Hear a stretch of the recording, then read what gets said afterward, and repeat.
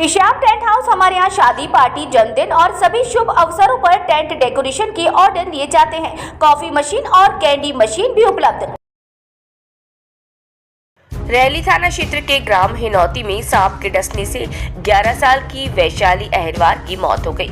परिवार उसे पहले तांत्रिक के पास ले गया, इलाज देर से मिला। अस्पताल पहुंचते पहुंचते बच्ची की हालत इतनी बिगड़ गई कि बचाया नहीं जा सका।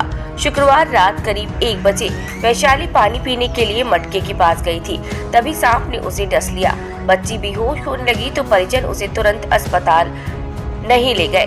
वे 15 किलोमीटर दूर अचलपुर गांव के एक तांत्रिक के पास ले गए।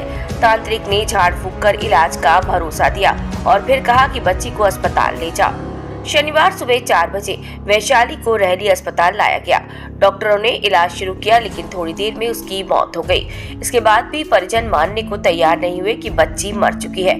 बच्ची की मौत के बाद परिजन उसका शव लेकर बांदीपुर गांव एक और तांत्रिक के पास गए। वहां तांत्रिक ने भी कहा कि बच्ची की मौत हो चुकी है। ग्रामीणों की समझाइश के बाद परिजन शव को वापस अस्पताल लाए। रैली पुलिस अस्पताल पहुंची और शव का पंचनामा बनाकर पोस्टमार्टम कराया। शव परिजनों को सौंप दिया गया है। मर्ग कायम कर जांच शुरू कर दी गई है। बेटी ठीक हो जाए इसीलिए तांत्रिक के पास गए। मृतका के पिता संतोष अहिरवार ने बताया कि बेटी को सांप ने डस लिया था। गांव वालों ने कहा कि झाड़ फूंक से ठीक हो जाएगी, इसीलिए वहां ले गए। बाद में अस्पताल भी लाए, लेकिन तब तक देर हो चुकी थी। वो बच्ची को सांप ने काटा था। कहाँ काट लिया? पैर में। कहाँ रह रहे थे आप? घर पे थे, हिनौती।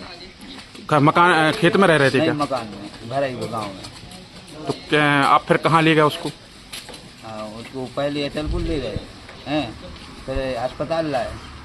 अस्पताल में बच्ची खत्म हो गई, फिर किसी ने बोला कि वहाँ बादीपुरा चले जाओ हैं, तो वहाँ चले गए। गुनिया के यहाँ जाने से कुछ कम हुआ क्या? आपको असर समझ में आया? वहाँ जाने से कोई असर नहीं हुआ। तो फिर उसके बाद क्या करते रहे आप?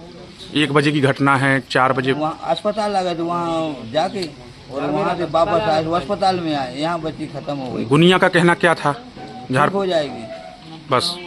और ठीक नहीं हुई? ठीक हो गई, तो खत्म मना कर दिया ना बादीपुरा में। हाँ। बादीपुरा में क्या बोल दिया? बादीपुरा में बोल दिया कि खत्म हो गई, अपने हमारे पास। बादीपुरा में कौन है तांत्रिक? बादीपुरा में कोई पंडा है, मुझको नाम मालूम नहीं। और अचलपुर में? अचलपुर में भी नाम पता नहीं है, लेकिन है पंडा भी, तो अब विख्यात ही पंडा है।